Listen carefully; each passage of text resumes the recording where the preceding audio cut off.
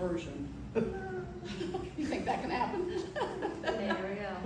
80 years. You're like, Get out of bed. Get dressed. Go to work. And don't spend every penny you earn. There you go. is that it? That's it. Oh my God. What's your favorite memory from being a kid? From being a kid, playing in the barn. And we would, much to the demise of the farmer that owned the barn, we'd bust up some bales and throw them kind of on on the floor of the mound, which would be, level up. And then we'd climb up on the bales. And somebody said, you could jump into that, all right? Yeah. And I said, yeah, I'll do this, jump. Knocked the wind out of me. Not so soft. It was about that soft. And tell me what you remember the most about your wedding day. What is the memory you have of your wedding day? It was a blur. It was a blur? It was a blur. I got Always one. a drink. Okay, Mom's got one. No, I can tell you that the highlight of our wedding day was that I had not yet picked up the marriage certificate. That morning. That morning, and it was a Saturday morning, and so, the courthouse is not open on Saturdays. Somebody, I think her aunt, knew the clerk or somebody in the courthouse, and they went down and got the marriage certificate, or the license, so Well, they could get married. his mom and dad had just driven back from Seattle, and they had been up late and got to bed late, and so he overslept. And I don't know, why did I show up at your house and woke everybody up?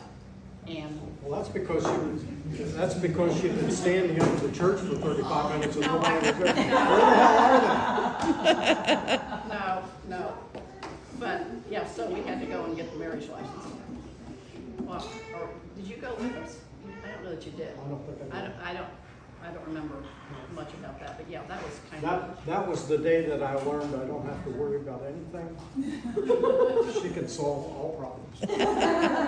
I think you should tell everyone, Mike, why you had to ride a horse to school your junior or senior year of high school. I did not ride a horse to school. To work.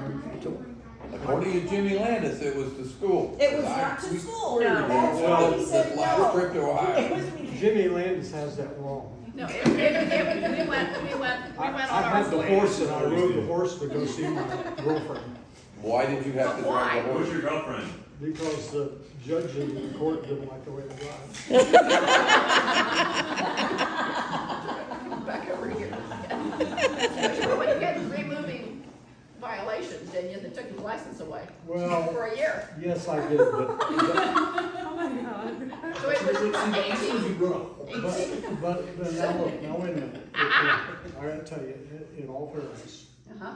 one of those 3 was, I knew this other young guy who was about my age, but I later found out that he wasn't my age at all. And he asked if we could drive the car, and I said, okay, yeah. So we drove over from the school I was at to Lancaster High School, and he turned the corner and started to go down the street. And in front of him was a Volkswagen that is not moving. Ouch. And then he said, oh my God, I don't have a driver's license. And so I ended up with that collar on or something, and I didn't. Well, regardless, you didn't have a license for a year.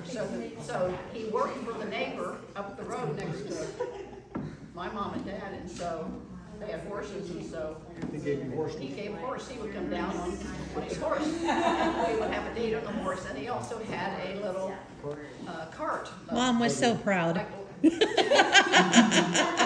A little cart that the horse could pull, so a little surrey kind of thing. So we hook the horse up and we'd go the back roads into like the Dairy Queen or the Tasty Freeze in town. On the horse? No, in the buggy. Oh.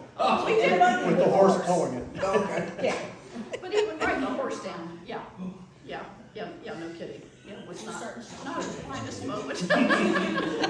And all you wanted to do was be picked up in a car. And you know, when you're that old, you want to go to these little secluded places, Yeah. not to look at the moon, but for other reasons. Doing that in a horse buggy is not real good. Take this away from him.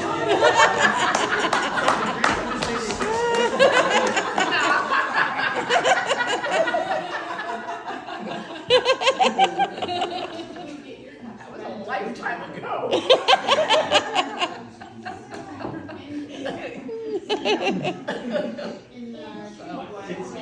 In the end, it all worked out. And we started dating when I was 15 and you were 17 or 18. Because the neighbor's barn burnt down, several of you have heard that, and the cows need to have some place to be milked, so they brought them down to my dad's place, and he was one of the milk hands. So that's how we met. So, and then on my 16th birthday, we had been going together maybe not quite a year, and so you all know he gave me this cross necklace with a little diamond in it, and I still have it. So it's how many years? 62 years old. Mm-hmm. So, ever since. Wow. Do you remember that? Do you? Okay. Not sure how my mom and dad felt about that because. It's a cross. Huh? It's a cross. Yeah, but it had a diamond in it. And back then, I mean, I don't know, it was a diamond in That it. was a big deal. Yeah. Yeah. So, of course, he was drafted into the Army and gone for both of the girls' births. And first year of Angie's life and most of your first year, pretty much. He was at least there after you were born, but not with Angie. He was shipped off to Vietnam. So, by 3 days. So, and she was 10 days old before he even knew he had a daughter. So, back then you didn't find out whether it was a girl or a boy. You just didn't.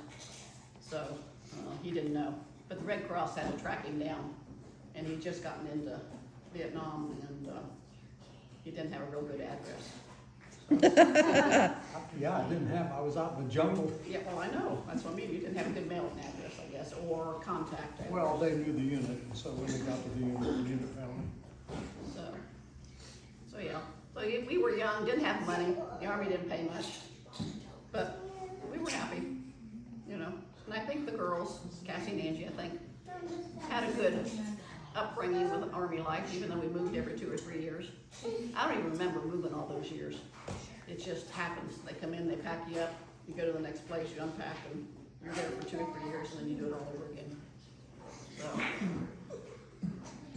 So other than that, so I would say to those newlyweds that are in the room, and even those that aren't, you marry who you marry. You're not going to change them. You know who you've married. In my opinion, you can't try and change them. They are who they are. You married them for a reason, and to try and change them down the road probably isn't going to be very successful. So you can try, but it probably will create issues. Yeah. Yeah. So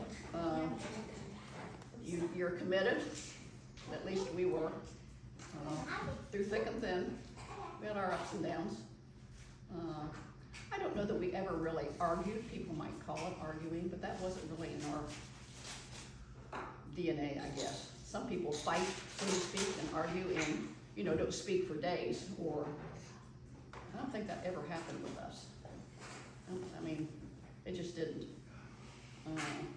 And maybe that's part of how I grew up and how he grew up, I don't know. There's a lesson in that for the guys. There's two operative words that have to be in your vocabulary. Anybody want to make a guess? Yes, dear. I thought your life was a good guess. You learn those 2 words, everything will be fine. You gotta do it. And usually, the woman's always right.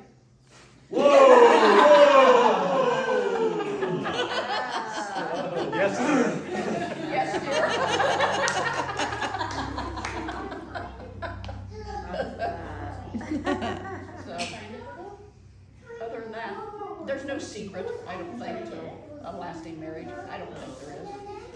it's just how you live, you know, what's important to you. And if your spouse is important to you, you make it work. Usually. Sometimes it doesn't, but most of the time it does. If you pick the right person, and they haven't changed for some reason, things haven't happened. And I can't, you know, I wouldn't say that the things don't happen, but they do. We've been lucky, I guess. And maybe moving around a lot, making new friends every 2-3 years was, you know, a bonding experience. I don't know. It's either that or it tears you apart. Because moving is not fun. So, we made it work.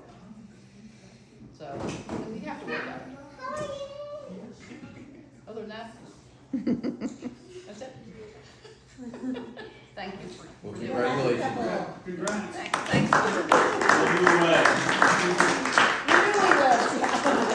Newlyweds over there. What's that? The 60-year-old newlyweds.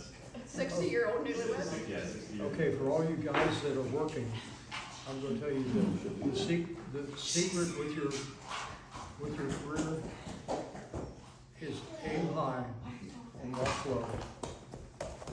Aim high, walk slow. If you try to walk on it fast, you fail, and if you fail, you won't achieve your goals, and so you have your objective at the end to be way up here and walk slowly toward it, just never stop. And when you do that, it needs to be something you both have signed up to do. In our case, I think that Grandma already said that I was drafted into the Army, so I went into the Army as a private.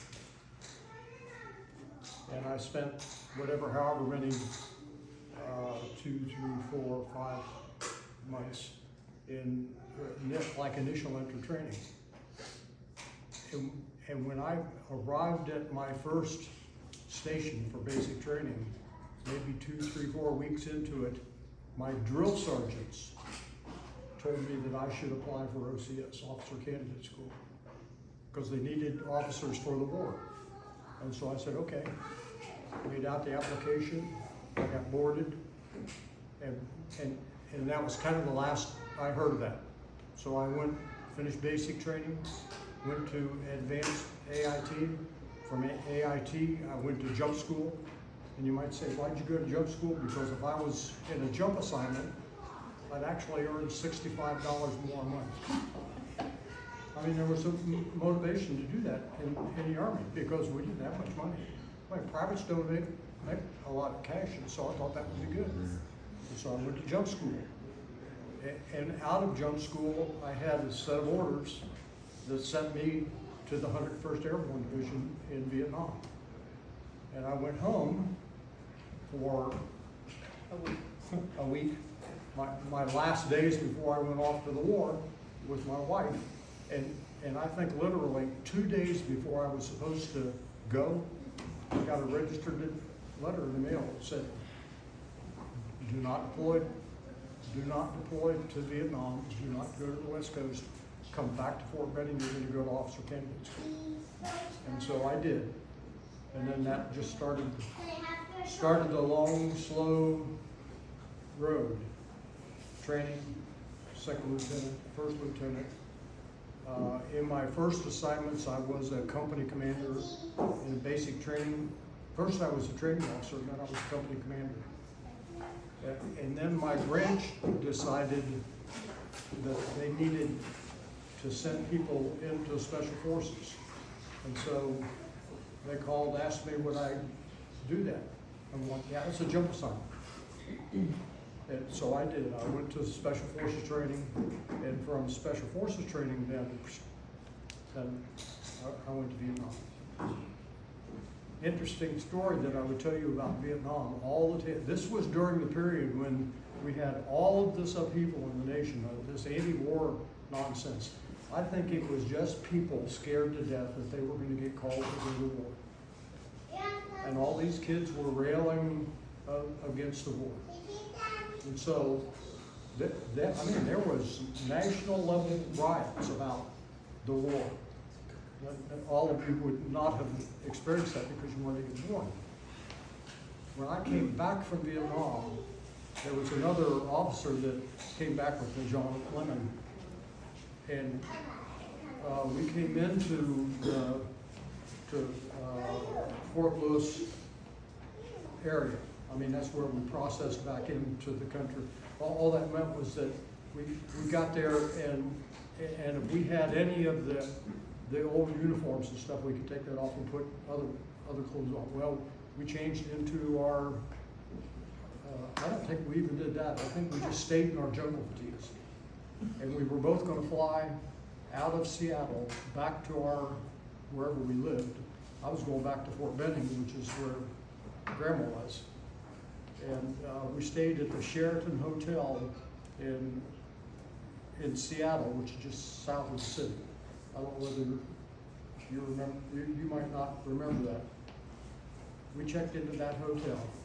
We didn't have to pay for the room. We didn't have to pay for meals. They told us to sit our boots outside the door, and we did that. And they took them to somebody, and they cleaned all those things up. We couldn't buy food that night. We could buy anything, nothing.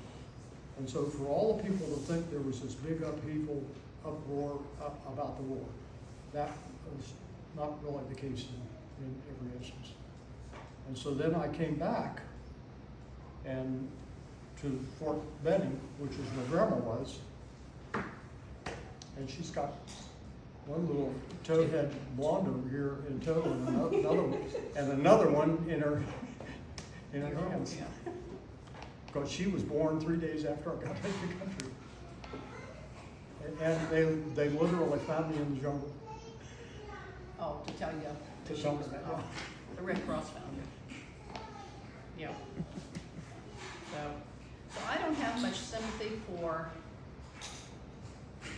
whining pregnant women.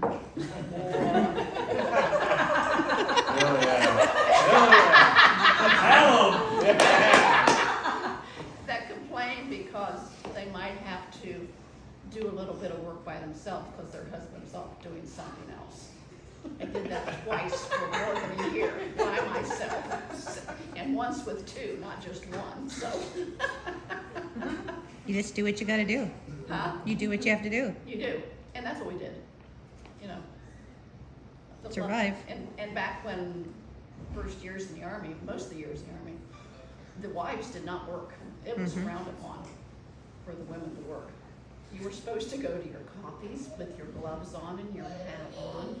And I was trying to think the other day, what the heck did we do? I don't know, besides have coffee at somebody's house. Well, I don't know, but you were expected to be there, and if you weren't, the company commander's wife would tell the company commander or her husband, and then He'd get counseled. he'd get counseled because his wife wasn't there. Yeah, and maybe get a little black mark against him because the wife wasn't there and didn't attend the coffee or the luncheon. Times have changed. What? We just, wow. Yeah. So, And if you ever notice that Cassie sometimes will be just sitting there and she'll go like this. You ever see her do that? Did you ever see her do that? Probably, yeah. When we lived at Fort Benning, the mosquitoes were prolific. So once a week or so during the mosquito season, they'd have one of these big tanker trucks going through, fogging all the area with insecticide. and she'd be out there running behind it. So I